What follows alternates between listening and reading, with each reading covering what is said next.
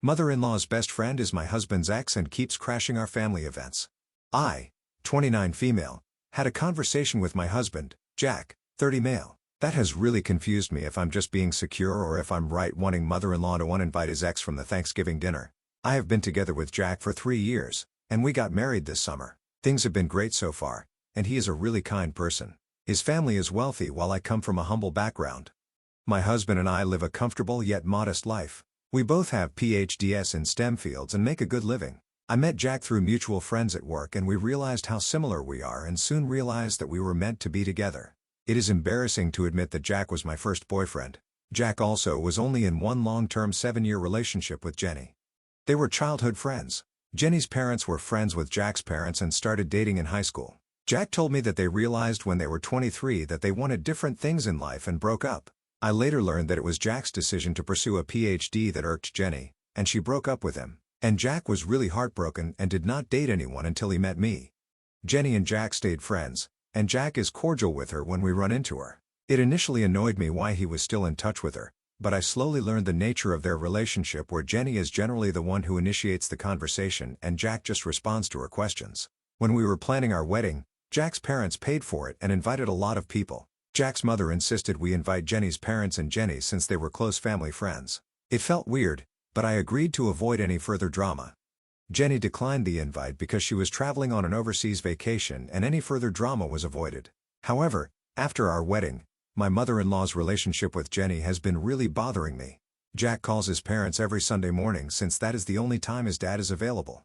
Whenever we FaceTime them, Jenny is always there at my mother-in-law's home. Jack has asked his mom why Jenny always hangs out with her and my mom told him that Jenny loves spending time with her and comes over on Sunday to chat. They have their own inside jokes, gossips, and behave like they are each other's best friends. I always get like a mean girl vibe from both of them. We live in a different town than Jack's parents and for the 3 times we have visited them so far, Jenny always invites herself to dinners or other events. My mother-in-law cannot stop talking about how amazing Jenny is, how caring she is, and all the fun things they do together. In contrast, my mother-in-law always gives me the cold shoulder and always rejects any attempts I make to have a good relationship with her. I think the final straw for me was when my mother-in-law told me last weekend during our FaceTime about how Jenny and she are planning for the Thanksgiving dinner and all the recipes they plan to make. I asked her if Jenny is also going to be at the Thanksgiving dinner, which was supposed to be a private thing. And she looked at me like I asked her a silly question and told me that Jenny is like a daughter to her. And, of course, she is invited to all family events. I did not take this well and talked to Jack about it. He told me that although he agrees that his mom's relationship with Jenny is weird, he cannot control who she can spend her time with. He told me that Jenny was always close to his mom. And even after they broke up and Jack moved to his new college for his PhD, Jenny never stopped being friends with my mother-in-law. He feels that my mother-in-law is just lonely and Jenny fills that void for her. I asked him if we can uninvite Jenny, and he told me that I am overreacting and it was his mother's call. He assured me that I have nothing to worry and promised me that he will not leave my side when we are at his parents' house. I feel bad, but I feel that since Jenny was my husband's ex, my mother-in-law should respect the fact that Jack is married now and not invite Jenny when I'm around. Moreover, I feel she should make more of an effort to know her real daughter-in-law than Jenny. I am also upset that Jack does not see why I am uncomfortable with him spending so much time with Jenny, who he dated for 7 years. I want to know if I am wrong in asking Jack to tell his mom to uninvite Jenny from any further family gatherings. Any advice on how to handle my emotions and this situation is appreciated. Oh, I understand why you're upset, but your husband is right. It is her relationship with Jenny, and it is her house. Surely, you can ask him to talk to his mom, but I don't think you can ask for Jenny to be uninvited.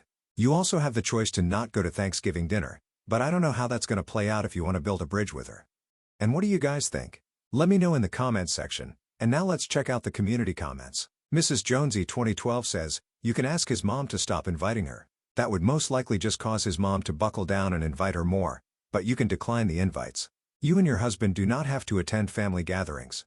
You can also organize your own and not invite her. JT Blake in NYC says, you're not wrong for not wanting Jenny there, but it sounds as if your in-laws have been close friends with Jenny's parents for decades and known Jenny since at least early childhood, if not all her life. 29, 30 years? If that is the case, they may have always considered Jenny to be family before, during, and after her relationship with their son. If Jenny is essentially their surrogate daughter, they won't be receptive to your expressing discomfort with her presence because to them, it has nothing to do with the fact that she once dated their son. And Sudoku Dream says, "You're wrong for wanting to dictate to your mother-in-law who she can and cannot invite to her own home." I'm sure mother-in-law was hoping your husband would have married Jenny even though it was Jenny's decision to break up with Jack. However, you don't have to go anywhere that you don't want to go. If you don't think you can be a gracious guest for the day and if you truly believe that Jenny and mother-in-law will be mean to you, then tell Jack that. Jack will either choose to go alone to his parents' Thanksgiving or the two of you will have your own festivities. If you do that though, you'll be ending any chance of having a good relationship with your mother-in-law. That's not necessarily a bad thing. If she's mean to you and keeps trying to sabotage your marriage so that Jack will magically get back together with Jenny, then it's better to cut her out of your life now. Take a minute and really think. Are you simply letting your insecurities drive you? You are married to Jack. You are the one he wants to build a life with. No matter what his mother does, no matter what Jenny does, you are the one he ultimately chose to be with. Since this is your first Thanksgiving with his family since you got married, I think that you should go. Tell Jack about your insecurities and ask him to keep an eye open for any cruel behavior from his mother or Jenny towards you. Get yourself dolled up and be happy to be by your husband's side as you mingle with his family. If mother-in-law or Jenny get witchy, point it out to Jack. That way, henceforth, you can use that as a perfect excuse for never attending one of his family gatherings in the future. So the community agrees that OP is not wrong for not wanting Jenny there, but that she can't force her mother-in-law to uninvite her. Now OP did not respond to any comments, so we move on straight to the update to see how this story ends. I wrote a post a few days ago because my husband's ex was invited by my mother-in-law to our Thanksgiving dinner, and I was not really thrilled about the whole thing. Thanks so much for all the comments and suggestions. I wanted to write an update because I have a really happy update. I had the best Thanksgiving, and I think I will be seeing less of Jenny in our future family get-togethers. Most of you were right that it was my mother-in-law's Thanksgiving party, and she is allowed to invite who she wants. She has known Jenny for a lot longer than me and she has always treated her like her own daughter. The fact that my husband and she broke up did not change the dynamics between them. I was also wrong to expect my mother-in-law to show me the same love since she has only known me for less than 2 years now and we live in different cities. So our bonding time has been limited. So I decided to suck it up and, thanks to someone's genius idea in the comment section, came up with the pettiest of plans. We went to my in-laws' place on Wednesday, and Jack's parents were very welcoming. Jenny came to Jack's house on Thursday early morning to help her with cooking. I was also helping my mother-in-law. Jenny kept on bringing up memories of when Jack and her were together and was trying to tell me all the habits of Jack that she found cute. I kept a straight face and smiled and also told her how Jack has changed now and how he acts more maturely and responsibly than he was in his early 20s. My mother responsibly than he was in his early 20s. My mother-in-law acted neutral, but I am sure she sensed the tension between us. When Jack came down for breakfast, I decided to step up the PDA and gave him a long hug and a kiss. I'm not really into PDA and it took Jack by surprise, but he looked happy. I made it a point to sit next to him and hold his hand as much as I could. I could see it irked Jenny, but that was the point. I kept on asking Jack to tell everyone stories about our travels and the fun parties we hosted for our friends after the wedding. The whole family joined in and we had a fun time. My father-in-law made it a point to tell me that he has never seen Jack look so happy and how I have changed him for better. I kept up the PDA for the rest of the day and never left Jack's side. We had a great time with his brothers and they gave us a tour of their entire estate. Jenny tagged along, but everyone was curious about Jack and me and our new life together. Dinner was amazing too. After dinner, Jack told me that he would help with the cleaning and I should chill with the family in the living room. My mother-in-law, Jenny, and Jack were clearing the table and cleaning up stuff. That is when Jenny made a comment to Jack that I seemed to be too clingy. Before Jack could say anything, my mother-in-law defended me and told Jenny that we are newly married and in love, and that's what married couples do. She also praised me and told Jenny how lucky Jack is to have found me. I felt so happy when Jack told me about all the good things my mother-in-law said about me. Jack told me Jenny left soon after. She was supposed to join us to a trip to the town on Friday, but she canceled and we did not see her the rest of the weekend. Overall, it was a perfect weekend and went so much better than I thought it would. I feel my anxieties got the better of me, but I can see now how much my in-laws adore me and treated me like family. I guess I should have been more secure about the Jenny situation in hindsight as Jack married me and I should not view her as competition anymore. Again, thanks for all the advice and suggestions. I hope all of you had a nice Thanksgiving. Well, OP, it sounds like your mother-in-law has your back and that your bridge is solid. So here's wishing you all the best in the future. Thanks for sharing and to take care. And now, let's move on to the next post that also has an update. This post is from the subreddit Relationship Advice and it's by user AmazingAd9662. My 23 male girlfriend, 22 female, blocked every girl on my Instagram while I was in the shower. My girlfriend didn't. I started dating in February and moved in together in October. I don't really have anything worth keeping secret from her, so I'm comfortable leaving my phone around knowing she knows my password. I noticed this morning that my Instagram follower count was off and noticed every female was unfollowed or blocked. These were all co-workers, friends I made in the army, and family friends, etc. I confronted her and she started crying and blaming it on trust issues. I have never cheated in any relationship and do my best to maintain mutual trust. I've been thinking all day while she's at work and feel like she broke my trust permanently. She also doesn't let me play video games with my male friends anymore because she feels left out. Okay, OP. In short, I think you need to be out of this relationship. If she's got trust issues, then she needs to try to deal with them in a healthy way. Maybe even get professional help to do so. But blocking all your female contacts from Instagram is not the way to do it. Also, her not letting you play video games with your male friends because she feels left out sounds hella controlling to me. This is not a healthy relationship. And what do you guys think?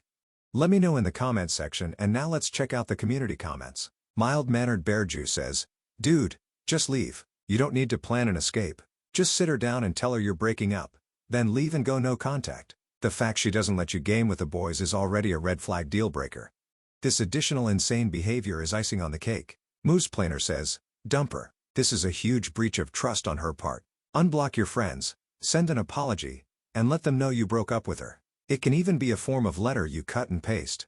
This doesn't have to be personalized. Isolation, by the way, is a very common abuser tactic as it makes it harder for you to realize anything is wrong. And blocking female friends can be done under the guise of potential cheating. Closing phone access isn't about having stuff to hide. Privacy in a relationship is a good thing. Real trust is not giving a crap what's on your partner's phone.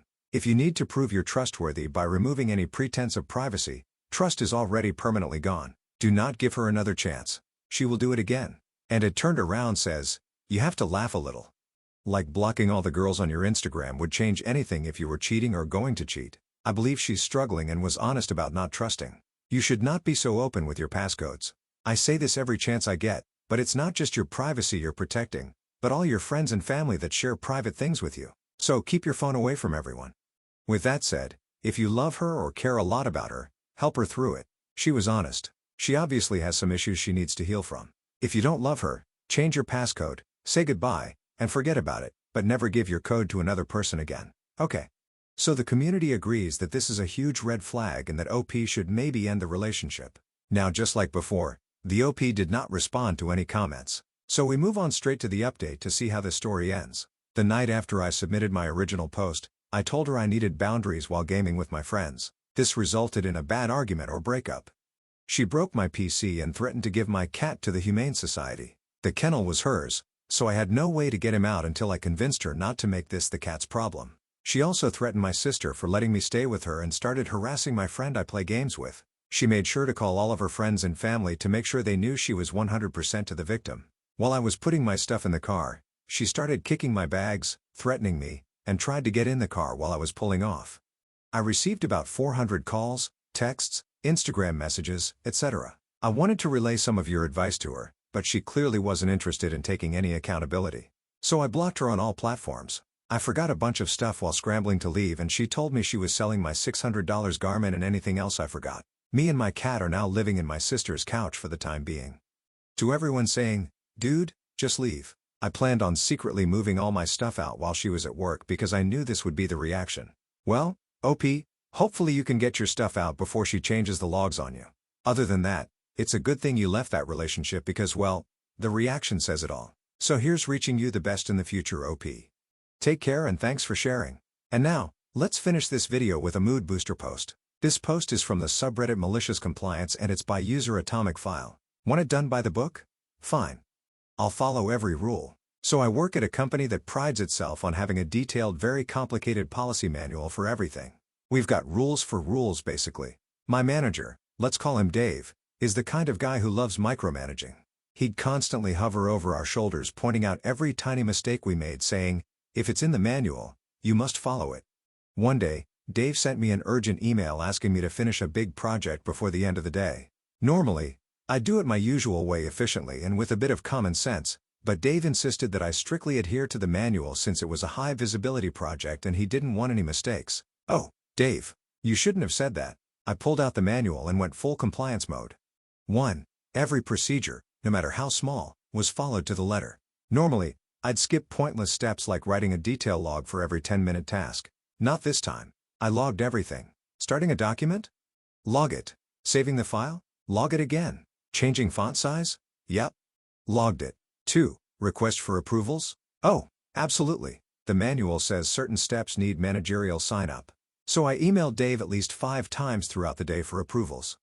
Hey, Dave. Just confirming font size 12 is acceptable. Please reply so I can continue. Hi, Dave. Should I use blue headers or red headers as per policy section 143.2? 3. Breaks were strictly enforced. Policy states we get 2 15-minute breaks and a 1-hour lunch. Normally, I'd work through a bit of lunch to get things done. But not today. At 12 o'clock sharp, I dropped everything and left my desk. I also spent 15 minutes at exactly 10 and 3, resting. 4. Every department had to be involved. The manual said I needed sign-offs from IT, HR, and marketing for certain sections even though they had nothing to do with the project. I looped them in with formal requests dragging out the timeline. By the end of the day, the project wasn't finished. I spent so much time complying with the manual that I didn't even get halfway through. Dave was furious and asked why it wasn't done. I calmly explained that I followed every single policy and procedure in the manual just like he instructed. I even showed him the email chain proving he'd approved my steps. After that, Dave stopped breathing down my neck and started letting me work how I wanted. Lesson learned.